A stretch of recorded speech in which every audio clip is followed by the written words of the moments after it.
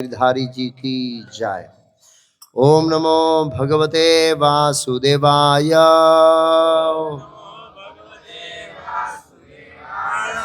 ओम नमो भगवते वासुदेवाय।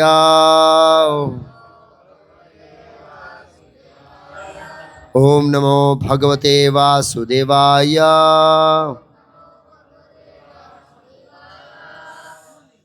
तो आज हम चर्चा करेंगे भगवद गीता यथारूप अध्याय, इको बंद कर दीजिए भाई, अध्याय 9 परम गुह्य ज्ञान, श्लोक संख्या 33। मेरे पीछे दोहराइए कि महा पुनः ब्राह्मणाः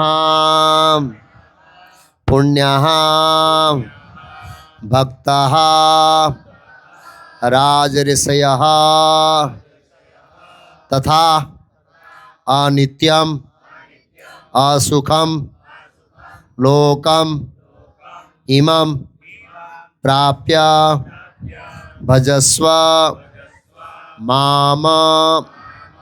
शब्दार्थ, अनुवाद और तात्पर्य शिला अभय चरणारविंद भक्तिवेदांत स्वामी प्रभुपाद इस्कॉन संस्थापक आचार्य द्वारा। शब्दार्थ में से पीछे दोहराइए कि मां क्या, कितना, पुनः फिर, ब्राह्मणाः ब्राह्मण, पुण्याः धर्मात्मा, भक्ताः भक्तगण, राजऋषयः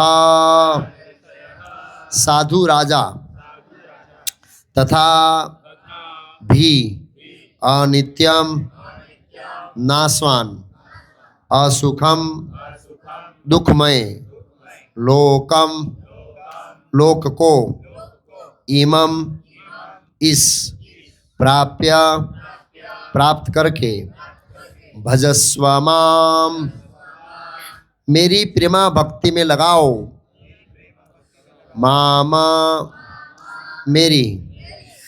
अनुवाद मेरे पीछे दोहराइए। फिर धर्मात्मा ब्राह्मणों, भक्तों तथा राज ऋषियों के लिए तो कहना ही क्या। अतः इस क्षणिक दुखमय संसार में आ जाने पर मेरी प्रेमा भक्ति में अपने आप को लगाओ।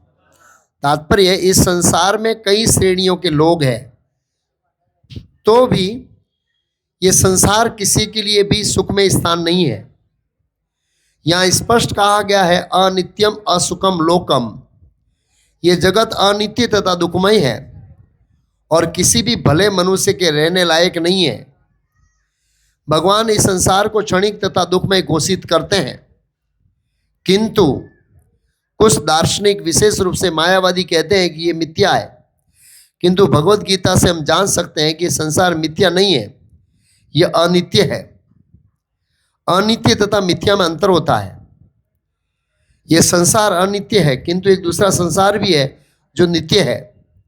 यह संसार दुखमय है, किंतु दूसरा संसार नित्य तथा आनंदमय है। अर्जुन का जन्म ऋषि तुल्य राज परिवार में हुआ था, अतः भगवान उनसे भी कहते हैं कि मेरी सेवा करो, शीघ्र ही मेरे धाम को प्राप्त करो। किसी को भी इस अनित्य संसार में नहीं रहना चाहिए, क्योंकि दुखमय है। प्रत्येक व्यक्ति को भगवान के हृदय से लगना चाहिए, जिससे वह सदैव सुखी रह सके। भगवत भक्ति एकमात्र ऐसी विधि है जिसके द्वारा सभी वर्गों के लोगों की सारी समस्याएं सुलझाई जा सकती है। अतः प्रत्येक व्यक्ति को कृष्ण भावनामृत स्वीकार करके अपने जीवन को सफल बनाना चाहिए। ओम अज्ञानतिमिरान्धस्य ज्ञानांजन शलाकया चक्षुरुन्मीलितं येन तस्मै श्री गुरुवे नमः। नमो ओम विष्णुपादाय कृष्णकृष्णाय भूतले श्रीमते भक्तिवेदांत स्वामिनिति नामिने। नमस्ते सारस्वती देवे गौरवाणी प्रचारिणे निर्विशेष शून्यवादी पाश्चात देशतारिणे। श्री कृष्ण चैतन्य प्रभु नित्यानंद श्री अद्वैत गदाधर श्रीवासादि गौर भक्तविंदा। हरे कृष्णा कृष्णा कृष्णा हरे हरे, हरे राम राम राम हरे हरे, हरे कृष्णा।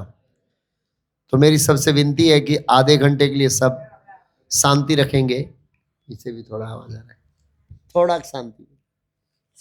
तो आधे घंटे के लिए हम थोड़ा सत्संग करेंगे, तो प्लीज शांति रखिए। और ये जो पानी दे रहे हैं वो लास्ट में फिर देंगे। तो आज का जो सत्संग कार्यक्रम है वो धनंजय भाई आथवले, धनराज धनंजय नाम है। धनराज बोलते हैं लेकिन मुझे धनंजय लिखा है, धनंजय। धनंजय अर्जुन का नाम है। परिस्थिति देख के बताया तो धनंजय ये भी है। तो अर्जुन ने युधिष्ठिर महाराज के राजस्व यज्ञ करने के लिए धन एकत्रित किया था, इसलिए अर्जुन का एक नाम है धनंजय। भगवान ने कई बार भगवत गीता में धनंजय करके संबोधित किया है। तो धनंजय भाई की जो मातृश्री है, धनराज भाई, अच्छा ठीक है। वैसे तो एक ही है, धनराज और धनंजय, कुछ ज्यादा अंतर नहीं है तो नाम धन से जुड़ा हुआ है। कुछ भी कहो ऐसे। तो धनराज भाई की मातृश्री की अनसुया माता जी, उनकी प्रथम पुण्यतिथि के उपलब्धि में ये सत्संग का आयोजन किया गया है। तो वैदिक शास्त्र में जब व्यक्ति की मृत्यु होती है तो उसके बाद उनके पुण्य स्मृति में अलग अलग मांगलिक कार्य किए जाते हैं। तो ये वेदों में, उपनिषद में, पुराणों में इत्यादि में अलग अलग स्तर के लोगों के लिए अलग अलग विधियों का वर्णन है। उस विधि कर, उसको एक श्राद्ध भी कहते हैं। एक विधि आती जिसमें श्राद्ध भी होता है। तो ये जो विधि है, ये जो प्रसंग है, वो क्यों करते हैं हम लोग? कोई जीव यहां से इस संसार से चला जाता है तो भाई वो तो चला गया, तो उसके पीछे करने का मतलब क्या है, ये एक प्रश्न हो सकता है। लेकिन भगवान ने जीवों की सदगति के लिए उनके पीछे जो उनके पुत्र पौत्र इत्यादि है, वो अगर उनके पीछे कुछ अनुष्ठान या कुछ धार्मिक कार्य करते हैं, दान पुण्य, तो जो आत्मा चली गई है उसको लाभ मिलता है। इसको सामान्य भाषा में कर्मकांड कहा जाता है। ये कर्मकांड विधि के अंतर्गत आता है। तो ये जो विधि है, जो आत्मा चली गई है उनके पीछे उनके पुत्र पौत्र इत्यादि जो भी विधि करते हैं, तो बहुत सारे लोगों के मन में प्रश्न होता है क्या उसका लाभ मिलता है? हाँ, मिलता है। जिस अनुपात में आप शास्त्रों के अनुसार वो विधि करते हैं, उस अनुपात में उसको वो लाभ मिलता है। तो लाभ के भी अलग अलग स्तर है, क्योंकि विधियां भी अलग अलग स्तर की है। सबसे निम्न विधि है उसको कर्मकांड कहते हैं। कर्मकांड से ऊपर आता है दान, और दान से ऊपर आता है भक्ति। अलग अलग स्तर है। जो पुण्य आत्माएं चली गई है, जो आत्माएं चली गई है, उनके पीछे उनका उद्धार करने के लिए जो भी धार्मिक अनुष्ठान किए जाते हैं, वो व्यक्ति अपनी श्रद्धा के अनुसार करता है। और श्रद्धा के अनुसार भगवान ने अलग अलग स्तर बनाए। तो उसमें सबसे निम्न स्तर है कर्मकांड। ज्यादातर लोग कर्मकांड कराते हैं, लेकिन आज हम जो कर रहे हैं वो कर्मकांड की प्रवृत्ति नहीं है। वो सबसे ऊंची प्रवृत्ति है, और इसमें सबसे ऊंचा बेनिफिट मिलता है। और ये जो बेनिफिट है उसको पता लगेगा शास्त्र पढ़ने पर। जब आप शास्त्रों को पढ़ेंगे तभी हम ये समझ सकते हैं कि आज हम वो जो विधि कर रहे हैं तो वो कितनी शक्तिशाली है और कितनी पवित्र कार्य है। हम देखते हैं इस संसार में कुछ शुभ प्रसंग होते हैं तो लोग मांगलिक कार्यक्रम करते हैं। मांगलिक, वो मांगलिक कार्यक्रम क्या है? वो शादियों में होता है ज्यादातर मांगलिक कार्यक्रम। मांगलिक कार्यक्रम का मतलब है उस सामने वाले का मंगल हो, मंगल। तो आजकल के तो वो शादी में गीत गाते हैं, वो क्या बोलते हैं, वैदिक संस्कृति में तो भगवान के नाम का नाम कीर्तन होता था तो मंगल होता था, लेकिन अभी तो फिल्मी गाने गाते हैं, कहाँ मंगल होता है मंगल नहीं होगा उससे। तो मांगलिक कार्य है। तो इस तरह से जो जीव यहां से चला जाता है उसके पीछे मांगलिक कार्य किए जाते हैं जिससे उसका मंगल होता हो। तो ये जो कर्मकांड विधि है उसमें कलयुग के अंदर बहुत दोष है। उस दोषों के कारण जो भी आप विधि करते हैं उसका 100% गत आत्मा को लाभ नहीं मिलता है। क्यों? क्योंकि कर्मकांड के अंदर बहुत दोष है। शास्त्रों में बताया है और आचार्यों ने बताया है।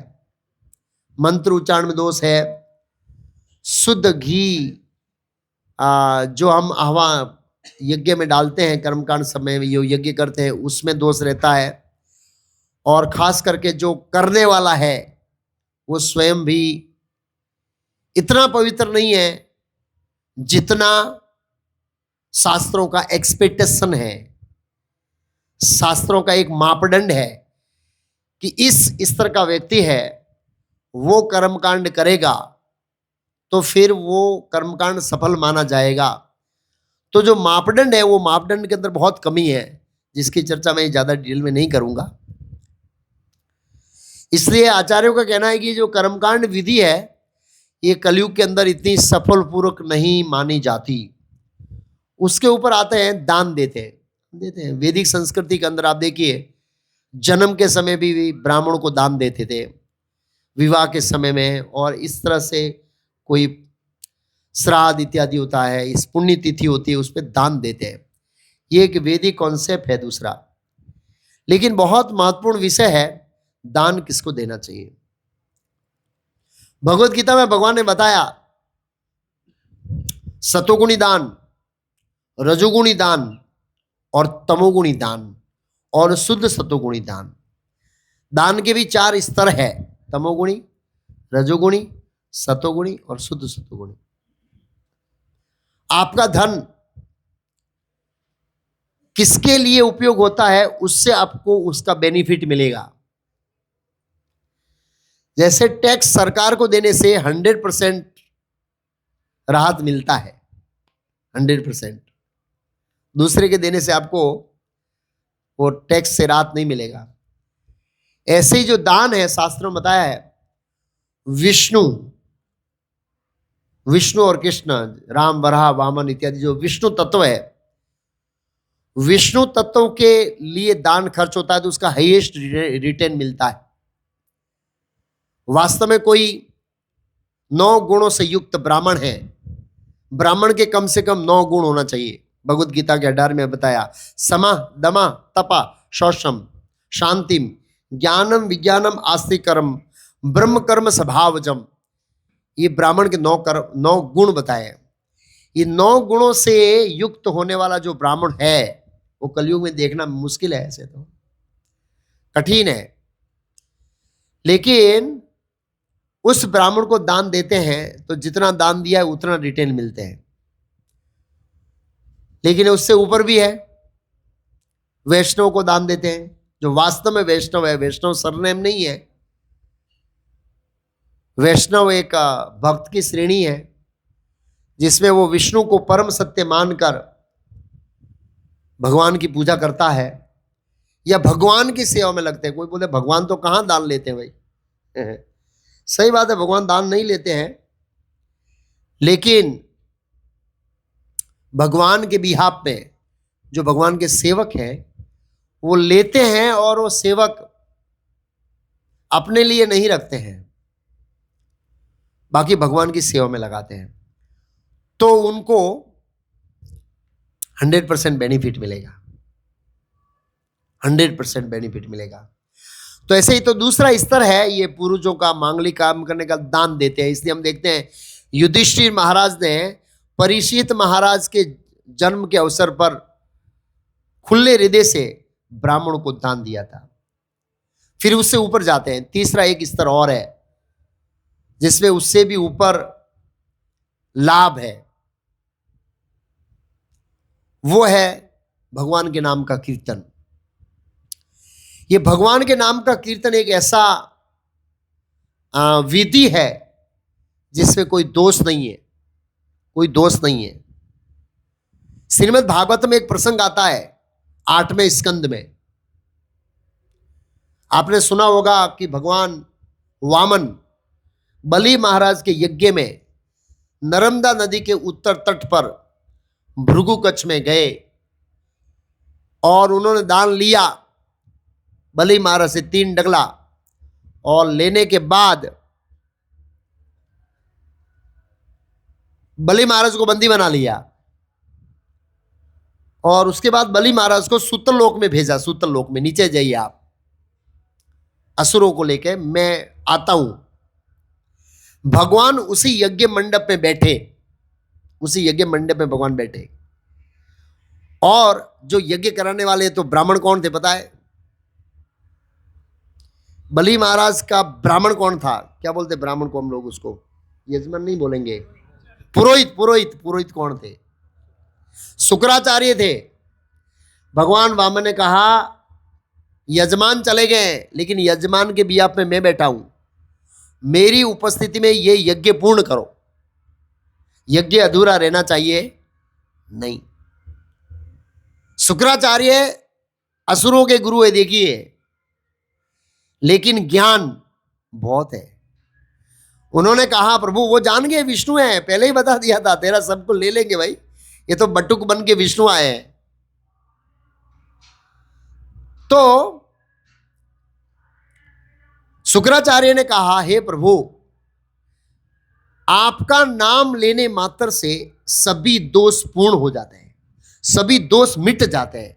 ये भागवतम में शुक्राचार्य जो असुरों के गुरु है उनका स्टेटमेंट है, उनका विधान है कि आपका नाम लेने मात्र से जो भी दोष रह गया है वो दोष पूर्ण हो जाएंगे। इसलिए कोई भी ब्राह्मण कर्मकांडी करता है, ओम पवित्र अपवित्र वाहा, ये श्लोक कंपलसरी बोलता है कि इस यज्ञ में कुछ अपवित्र रह गया हो, कुछ दोष रह गया हो, भगवान पुंडरीक्ष का, पुंडरीक्ष कृष्ण का नाम है, भगवान पुंडरीक्ष का नाम लेने से सभी दोष क्या हो जाएंगे? पूर्ण हो जाएंगे। तो पहले से ही भगवान का नाम ले तो दोष होगा ही नहीं। तो उन्होंने कहा प्रभु आपका नाम में इतना शक्ति, आप तो साक्षात यहां विराजमान है, इस यज्ञ के अंदर कोई दोष नहीं, ये यज्ञ पूर्ण हो गया। भगवान कहते फिर भी फॉर्मली पूरा करना है, फॉर्मेलिटी के लिए भी मुझे पूर्ण करना है, मैं यज्ञ अधूरा नहीं छोड़ना चाहता हूं मेरे भक्त का। और शुक्राचार्य ने वहां पर बताया कि प्रभु अलग अलग प्रकार के मांगलिक कार्य होते हैं, सर्वोच्च मांगलिक कार्य, सर्वोच्च मंगल होता है आपके नाम का उच्चारण करने से।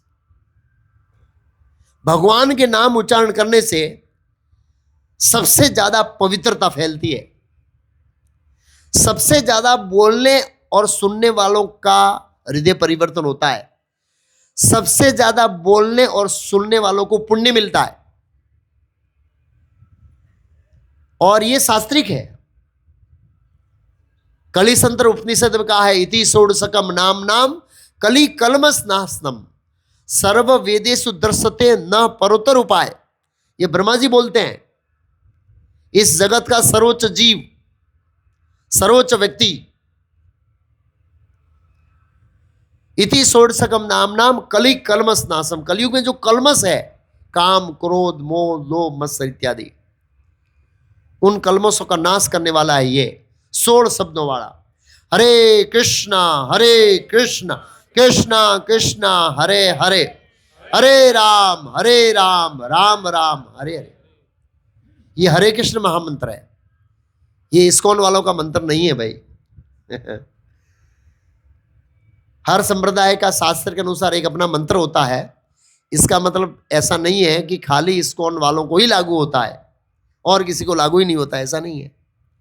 यह मंत्र ब्रह्मा जी ने दिया है, कलिसंत्र उपनिषद का 9वां श्लोक है और समस्त जीवों के लिए है। तो ज्यादातर जहां पर ऐसे हमें बुलाया जाता है, तो हम कहां से आए वो भी बता देता हूं, काफी नए लोग बैठे हैं। तो हम इस्कॉन से आए हैं। जब इस्कॉन शब्द सुनते हैं तो हमारे में मन में पूर्व धारणा थी, कहती है विदेशी संस्था है। या कोई विदेशी खड़े, ये विदेशी बैठे यहां पर। ये भगवत गीता विदेशी है। ये धोती कुर्ता है, ये हमारी संस्कृति है, ये विदेशी है। ये पैंट शर्ट वाले हैं, ये विदेशी है। क्षमा करना। भारतीय संस्कृति ऊंची संस्कृति है। अंग्रेज आए और पतलून पहना के चले गए, उसको उतारकर धोती पहनने में 5 से 10 साल निकल जाता है हमको। तो कहने का मतलब यह है कि ये इस्कॉन शब्द सुनते हैं तो लोग सोचते हैं ये विदेशी संस्था है, ऐसा नहीं है। हमारी जो वैदिक संस्कृति और भारतीय संस्कृति को सिखाने वाली एक महत्वपूर्ण संस्था है ये। इस्कॉन का पूरा नाम है इंग्लिश में international society for Krishna consciousness. International मतलब विश्वव्यापी, सोसाइटी मतलब समाज, इंटरनेशनल सोसाइटी। फॉर मीन्स किसके लिए?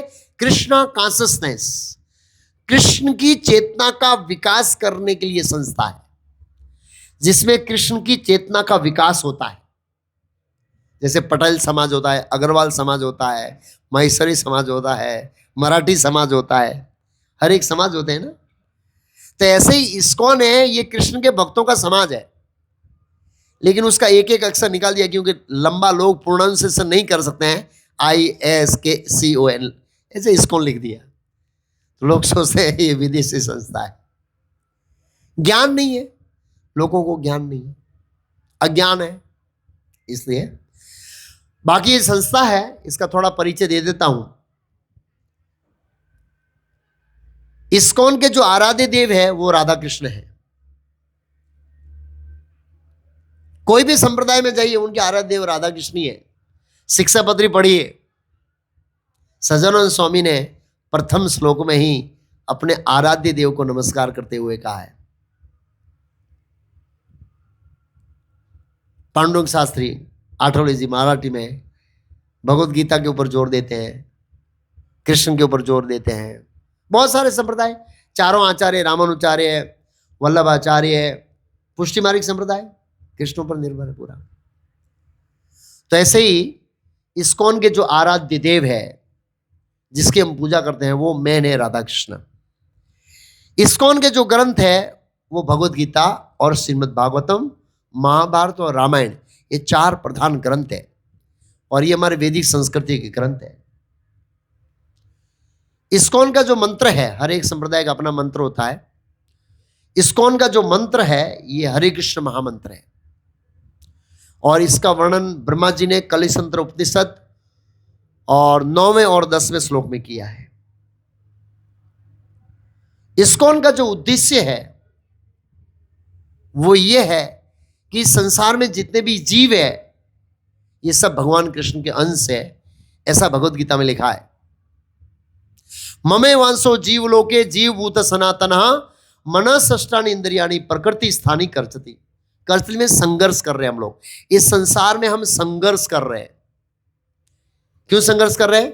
सुख प्राप्त करने के लिए। हम सब सुखी होना चाहते हैं, हम सब आनंदित होना चाहते हैं। तो सुखी होना और आनंदित होना ये गलत बात नहीं है, क्योंकि आत्मा का स्वभाव है ये। आत्मा आनंद से बना है। आत्मा सत, चित्त और आनंद, 3 चीजों से बना है। चत, चित्त और आनंद। हमें आनंद चाहिए, हमें ज्ञान चाहिए और हमें मरना नहीं है। क्यों? आत्मा अमर है, आत्मा का स्वभाव है मरना नहीं है, वो तो सनातन है। आत्मा का स्वभाव है कि वो आनंद को ढूंढे, लेकिन हम जिस आनंद, हम जिस सुख को प्राप्त कर रहे हैं वो शरीर के तक सीमित है और उसको भौतिक सुख कहते हैं। भौतिक सुख से आज तक कोई व्यक्ति सुखी हुआ नहीं है। एक भौतिक सुख है, एक आत्मा का अपना दिव्य सुख है, आध्यात्मिक सुख है। दो में जमीन आसमान का अंतर है। भौतिक सुख के लिए हमें संघर्ष करना पड़ता है, तब वो भौतिक सुख मिलता है, अपने आप नहीं मिलेगा, संघर्ष करना पड़ता है। हम संघर्ष करते हैं। पहला संघर्ष शुरू होता है केजी से। कहां से शुरू होता है? केजी। बच्चों को स्कूल जाना होता नहीं, बराबर? सोमवार, मंगलवार, बुधवार, गुरुवार, शुक्रवार, शनिवार, रविवार। बेटा कयो वार गमे? 7 वार से मतलब कयो वार हारो लागे? रविवार। इसका मतलब क्या है? स्कूल जाना चाहते,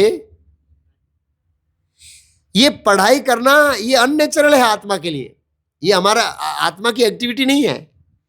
हमको क्या करना अच्छा लगता है? खेलना अच्छा लगता है ना। क्यों बताए? क्योंकि हम कृष्ण के साथ जैसे गोप बालक खेलते हैं ना, ऐसे अनादि काल तक खेलते हैं, इसलिए खेलकूद अच्छा लगता है हमें।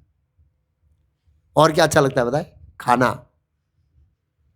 तो भगवान कृष्ण रोज पिकनिक करते हैं, रोज। हम तो 3-4 साल में एक बार पिकनिक करते हैं, कहीं जाते हैं, वन भोजन ऐसे। हमें और क्या अच्छा लगता है मतलब? गाना, नवरात्रि, गाना और नाचना, ये 2 अच्छा लगता है। आपको पता है ये आत्मा की नेचुरल एक्टिविटी है। हमको जॉब अच्छा नहीं लगता है। जितने भी जॉब करने वाले हैं मंडे से शुरू करते हैं, सैटरडे संडे कब आएगा? आप देखना अंदर होता है ये सैटरडे संडे कब आएगा, कब मैं कहीं घूमने जाऊंगा, कुछ देखूंगा, गर्मी है कुछ स्विमिंग पूल में जाऊंगा, इधर जाऊंगा उधर जाऊंगा, जो भी है। क्यों? ये जॉब करना भी हमारे लिए अननेचुरल है, ये नेचुरल नहीं है, ये आत्मा की नेचुरल एक्टिविटी नहीं है। आत्मा का नेचुरल एक्टिविटी है गाना, नाचना, खाना, जोक करना और खेलना। तो कहने का मतलब भौतिक जगत में हमें सुख प्राप्त करने के लिए संघर्ष करना पड़ता है। पहले पढ़ाई का संघर्ष, फिर जॉब का संघर्ष, फिर बच्चों को बड़ा करना, पढ़ाना, लिखाना, विवाह इत्यादि करना, ये संघर्ष रहता है। जबकि आध्यात्मिक सुख है उसमें संघर्ष करना नहीं होता है, क्योंकि स्पिरिचुअल वर्ल्ड में, गोलोक वृंदावन में, वैकुंठ में भगवान आपको जो चाहिए वो फ्री में सप्लाई करेंगे, जो चाहिए वो। आपको मकान चाहिए, गाड़ी चाहिए, वो गाड़ी नहीं है, वहां पर भागवत में लिखा फ्लाइट है, फ्लाइट, हवाई जहाज। सबके मेल के आगे पर्सनल फ्लाइट पड़ी रहती है, भागवत में लिखा है। इस दुनिया में कोई पर्सनल फ्लाइट घुमा सकता है हमारे में से?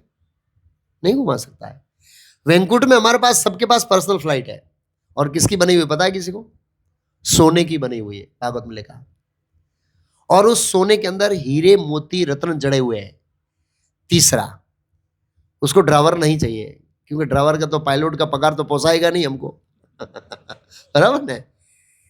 आप बैठ जाओ, मन की गति से लेफ्ट राइट होगा, वो भागवत में लिखा है सब कुछ। तो कहने का मतलब यह है कि इस जगत में, संसार में हमें सुख प्राप्त करना, संघर्ष करना पड़ता है। आध्यात्मिक जगत में संघर्ष नहीं करना। दूसरा, ये भौतिक सुख है, आप जितना भोगोगे उतना उसमें रुचि, आपको टेस्ट वो डाउन हो जाएगा। क्या हो जाएगा? आध्यात्मिक सुख जितना लोगे वो बढ़ेगा, और भौतिक सुख की क्या है, वो जितना आप लेंगे ना उतना क्या होगा? डाउन होगा। क्या बना है प्रसाद में? स्वीट, श्रीखंड, श्रीखंड बनाया है प्रसाद में। श्रीखंड का नाम सुना, हाँ, मुंह में पानी आ गया। ठीक है, पहली बार इतना दिया, खाया। अब जितना श्रीखंड ज्यादा खाओगे आपको उसको खाने की रुचि कम हो जाएगी, और लास्ट में इतना देखे, नहीं नहीं नहीं नहीं नहीं, क्या हुआ भाई? पहली बार तो श्रीखंड देखने मुंह में पानी आ रहा था, अब क्या हुआ?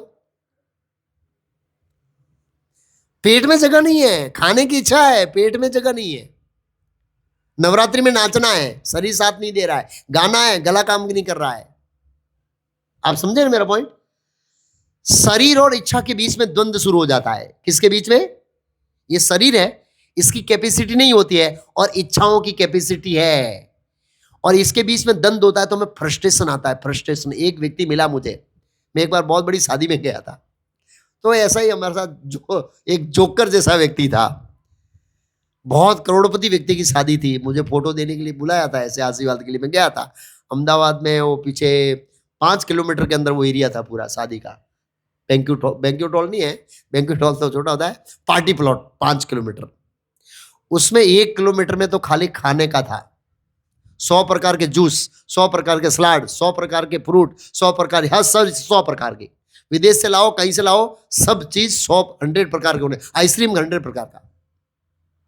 तो एक मेरे साथ ऐसा ही है, ऐसे मतलब डोनर जैसा नहीं है, लेकिन काम करता है मेरे साथ, भौतिकवादी है थोड़ा। मैंने कहा प्रभु जी, भगवान ने प्रार्थना करी कि प्रभु आप हमारे साथ ये अन्याय क्यों, मेरे को हाथी का शरीर क्यों नहीं। आप समझे, वो आइटम देख के बोला प्रभु मेरा पास हाथी का शरीर क्यों नहीं। मैं बोला सब लोग ऐसे सोचेंगे हाथी का शरीर, तो जिसकी शादी हो रही है लड़के की, उसके पिता का क्या होगा। उसके पिता का क्या होगा। तो कहने का मतलब है हमको खाना है, शरीर साथ नहीं दे, फ्रस्ट्रेशन होता है हमको, फ्रस्ट्रेशन। तो भौतिक जगत में सुख आप जितना लेंगे वो डाउन होगा, आध्यात्मिक जगत में क्या होगा, बढ़ेगा। दूसरा, भौतिक सुख का एंड है, आध्यात्मिक सुख का कोई एंड। आनंदाम बुद्धि वर्धनम, वो आनंद का वर्धन होगा। भौतिक संसार में कोई भी सुख का वर्धन नहीं होता है, हमेशा सुख भोगते हैं तो क्या आता है, डाउन आता है। तो कहने का मतलब यह है कि यह आत्मा का स्वभाव है। तो इस्कॉन का उद्देश्य है इस संसार के सभी जीव जो एक परम सुख की खोज में है, एक अनंत काल तक सुख की खोज में है, ऐसे जीवों को ऐसे दिव्य सुख की जानकारी दी जाए जिसका वर्णन कहां पर है, भगवत गीता में है, श्रीमद् भागवतम में है, सब वर्णन है। तो इस्कॉन की एक प्रधान एक्टिविटी को या कार्यक्रम को यह है लोगों को ज्ञान देना। क्योंकि हम इस संसार में जो कष्ट भुगत रहे हैं उसका मूल कारण है अज्ञान। खाने के बारे में ज्ञान नहीं है, उल्टा सीधा खाएंगे, बीमार हो जाएंगे। तो बीमारी का कारण क्या है, खाने के बारे में अज्ञानता। रास्ते का ज्ञान नहीं है, भटक जाएंगे, टाइम वेस्ट होगा, पेट्रोल वेस्ट होगा, तो समय की बर्बादी हुई, खर्चा हुआ, उसका कारण है अज्ञानता। शेयर बाजार का बिजनेस कर रहे हैं, ज्ञान नहीं है, पैसा डूब जाएगा, पैसा डूबने के कारण है अज्ञानता। आपने एक फैक्ट्री डाली है केमिकल की, अब आपको उसका मार्केटिंग करना, बनाने का ज्ञान नहीं है, तो आपकी फैक्ट्री लॉस हो जाएगी, तो आपको नुकसान हुआ, उसका कारण है अज्ञानता। ऐसे ही हमारा जीवन है, उसके बारे में हमें ज्ञान नहीं है, हम उसके बारे में अज्ञान है, इसलिए हम हृदय से संतुष्ट नहीं है। हम हृदय से संतुष्ट नहीं है, हम सोच रहे हैं कि हम सुखी हो जाएंगे, ये करेंगे सुखी हो जाएंगे, ये करेंगे सुखी हो गए, लेकिन ये सब अज्ञान है। तो इस सब अज्ञान को दूर करने के लिए भगवान श्री कृष्ण ने ये भगवत गीता का उपदेश दिया है। तो इस्कॉन का मुख्य कार्यक्रम है कि इस तरह से ये वैदिक संस्कृति का एक भाग है। 50 साल पहले हम ऐसे ही बैठते थे, कितने साल पहले, 50 साल पहले, पहला गांव में एक चौक हो है ना, चौक, वो बैठ जाते हैं, गीता रामायण महाभारत का पाठ होता था, यही जीवन था पहले।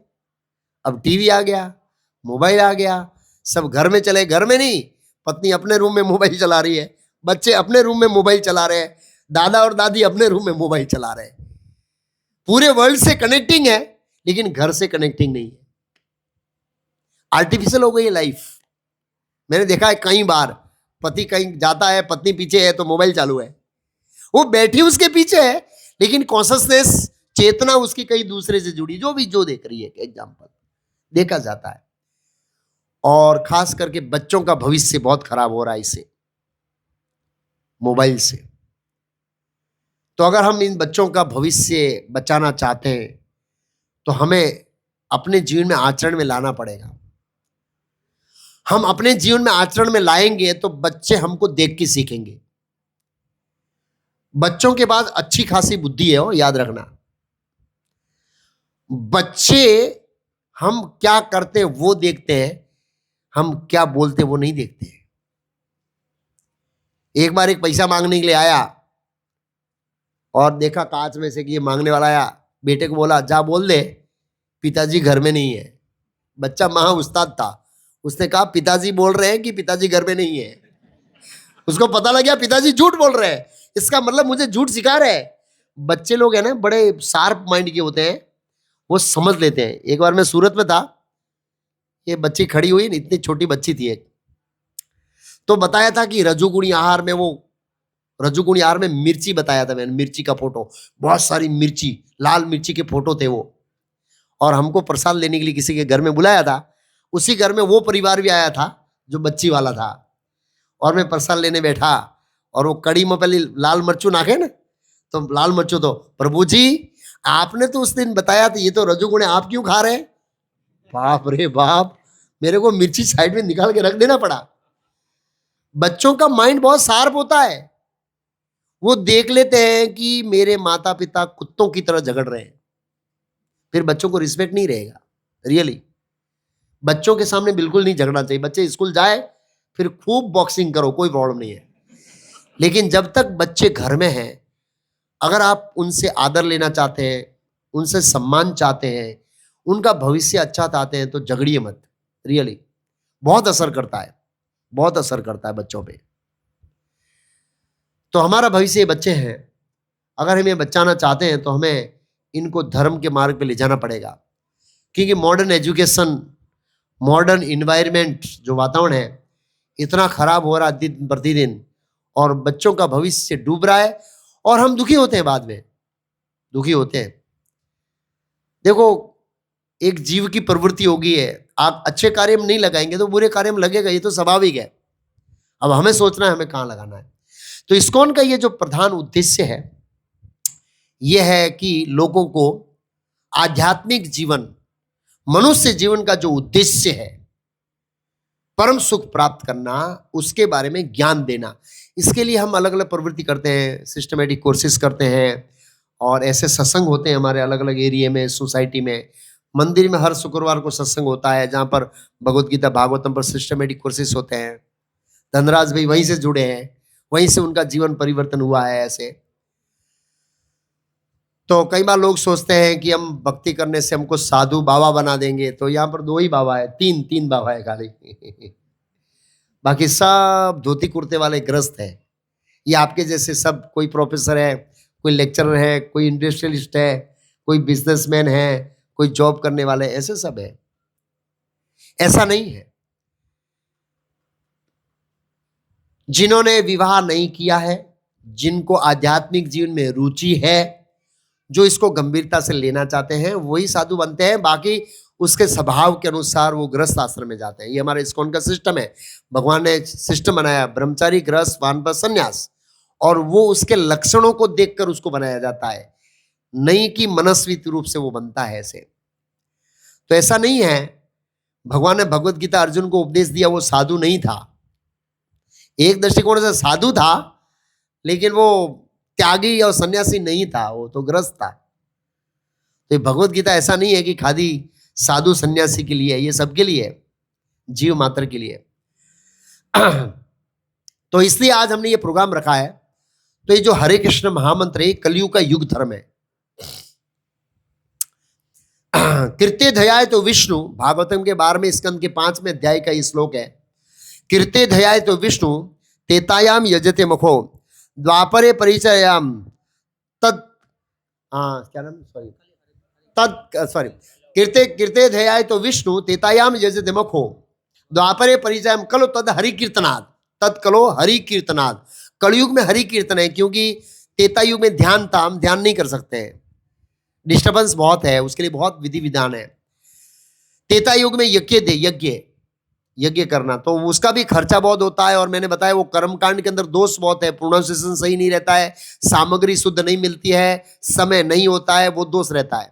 उसका एक समय होता है, वो सुबह में ही किया जाता है यज्ञ। आपको रात को यज्ञ नहीं करते हैं। यज्ञ करने के लिए सत्वगुण चाहिए। अलग अलग कार्य अलग अलग समय हो। कभी आपने देखा पार्टी सुबह 5 बजे कोई पार्टी करता हो? पार्टी कब होती है? रात को। क्यों? वो तमोगुण है। जब तमोगुण का समय होता है तो पार्टी जमती है, सुबह में पार्टी जमेगी नहीं, भाव नहीं आएगा वो पार्टी में। नहीं, सही बात है, हर कार्य अपने समय पर होता है। तो यज्ञ है ना, ये सुबह होता है। वैदिक काल के अंदर उठ के स्नान करके लोग, ब्राह्मण लोग, और यज्ञ किया करते थे, कराया करते थे। तो वो हमारे लिए पॉसिबल नहीं है, क्योंकि हमें जॉब जाना है, बच्चों को स्कूल छोड़ना है, ये सब करना है। और द्वापर परिचर्या, द्वापर युग में ठाकुर जी की पूजा होती थी दिन में 7 बार, तो वो भी हमारे लिए संभव नहीं है। हम 7 दिन में एक बार मंदिर आते हैं, और यहाँ पर दिन में 7 बार पूजा करना वो भी संभव नहीं है। इसलिए कहा है कलो तद हरि कीर्तनाद, कलयुग में जो हरि कीर्तन है, हरे नाम एव केवलम कलो नास्ते नास्ते गतिर अन्यथा। तो कलयुग में भगवान का नाम है, अगर अच्छा है आप सुबह में लो तो बहुत अच्छा है, लेकिन शाम में लेने कोई नुकसान नहीं है, इसको लॉस नहीं है, या ऐसा नहीं है इसका फायदा नहीं मिलेगा। जितना फायदा सुबह में मिल रहा है उतना ही फायदा लेते हैं। क्या श्लोक वो, नाम नाम अकारी बहुजा निज सर्वशक्ति ही सत्ता पिता नियमित स्मरण न काल। भगवान का नाम का स्मरण करने के लिए कोई काल निश्चित नहीं है। आप सुबह शाम कभी भी ले सकते हैं, घर में खाते पीते उठते बैठते कहीं भी भगवान का स्मरण कर सकते हैं। तो भगवान ने इन जीवों की स्थिति को देखकर हमें ये सर्वोच्च विधि प्रदान किया है, भगवान के नाम का उच्चारण। और श्रीमद् भागवतम में, समय नहीं है मेरे पास, टाइम ऑलरेडी पूरा हो गया है, लेकिन 2 मिनट में पूरा कर देता हूं। श्रीमद् भागवतम में ये भगवान के नाम के उच्चारण का महात्म्य है 6ठे स्कंद में। और ये वार्तालाप होता है यमदूत और यमराज के बीच में। यमराज जो धर्मराज है और धर्म के सर्वोच्च अधिकारी है, वो भगवान के नाम की महिमा यमदूतों के सामने गाते हैं। उसमें बताया है कि ये सर्वाधिक पवित्र करने वाली पद्धति है भगवान नाम का उच्चारण करना। तो यमराज कहते हैं एता वाने लोकेन अस्मि पुंसाहा धर्म परिस्मृता भक्ति योगो भगवती तन नाम ग्रहण आदि भी। इस कलयुग में भगवान के नाम से आरंभ होने वाली भक्ति ही मानव समाज के जीवों के लिए धर्म का परम सिद्धांत है। तो ये नाम उच्चारण करने से जो गत आत्मा है, जो यहां से चले गए हैं, उनको बहुत ही उच्च कोटि का लाभ होगा, पूर्ण लाभ होगा। तो अभी हम कीर्तन करने वाले हैं, तो हमारी विनती है सबको कि सब लोग बोलें। ऐसा नहीं है खाली सुनना है, हमें भी बोलना है। बोलने से हमको इसका बेनिफिट मिलेगा, बहुत लाभ मिलेगा। जब आप श्रीमद् भागवतम का 6ठा स्कंद पढ़ेंगे तो उसकी वैल्यू पता लगेगी कि पहले भगवान का जो नाम बोला था उसकी वैल्यू क्या है। किसी चीज की वैल्यू उसके महात्म्य को सुनने से पता लगता है। तो भगवान के नाम उच्चारण का महात्म्य श्रीमद् भागवतम के 6ठे स्कंद का 1 अध्याय और 2 अध्याय में अजामिल आख्यान में आता है, जहां पर यमराज उपदेश देते हैं। किसको उपदेश देते हैं? यमदूतों को। तो ये कलयुग का युग धर्म है, इसलिए हमने ये प्रोग्राम रखा है यहां पर अनसुया माता जी की प्रथम तिथि में, पुण्य तिथि में, स्मृति में, ताकि उनको ये लाभ हो। और ये वैदिक शिष्टाचार है कि जो उनके पीछे है, जो उनके पूर्वज हैं,